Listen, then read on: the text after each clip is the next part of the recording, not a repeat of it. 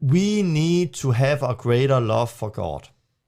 The greatest command is love God our Father, love God in heaven, and then love the neighbor as ourselves. We need to love God, and God has given us command to deal with sin. He have given us command because the bride is his bride. And he wants a beautiful, clean bride for his son, Jesus Christ. And there is a wedding coming up. And the judgment is starting in the house of God because he wants us to take care of this so we will not be judged with the world. And there is an order, and we read it in 1 Corinthians 5, we read it in Matthew 19, and there is an order how to do it. And I want to encourage you, everyone out there, no matter where you are, get this in. Get it in your fellowship. Get it be part of what you're doing because you love God, but also because you love people.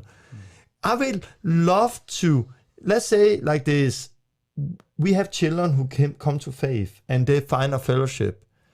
How will it not greet us that they find a fellowship? In that fellowship, they hang out with people who are living in sin and they allow sin and they are falling away.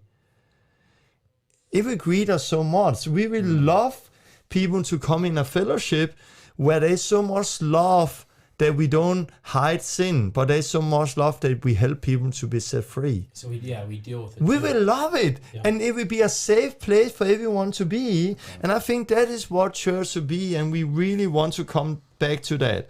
I have a question. Yeah. Have you ever had anybody where you actually dealt with it? You went over and say, hey, and you sat down, you talked with them, and they came out of it. They actually came afterwards. Yeah. Okay, so let's talk about that. Let's talk about positive, where you've had people say, hey, you know what? Thank you. Thank you for telling me, and thank you for helping me and walking with me and praying with me. I want to recommend this book, The Sound Doctrine.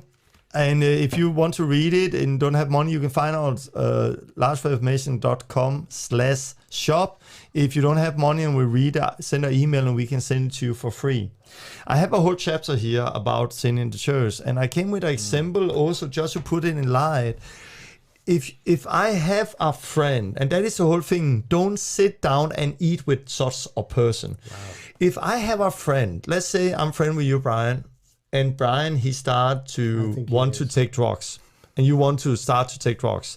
I would say, Brian, don't take drugs. And he then start to take drugs. I said, Brian, don't take drugs. And he go down that road and he really start to get drugs. I would say, if Brian, if what I say is not enough to save him, I will then put our friendship on the line and say, Brian, if you go down that road, we cannot be friends with you anymore. I actually have a story. Yeah, because then suddenly things, now it's not just about making Torben angry or sad. It's also about our friendship, and it's about this. And in the last end, he can maybe beginning say it don't seem nice, but in the last end, it will be what saved his life. And he will come back. And I've had that again and again where people down the road, 2 months down the road, thank you. Thank you because you love me so much that you are willing to put our friendship online. And it's hard. I have people, I don't meet with them. I love them. I don't meet with them. I don't sit down with them. I don't drink coffee with them because I love them enough not to do it. And it's hard, but I've saved people by doing this. Yeah. I did it with my dad. Yeah. My mom, she died as an alcoholic. And then, I came into my dad's family, and I didn't realize, he was a Christian, right? And he believed, and he was the actual one that led me.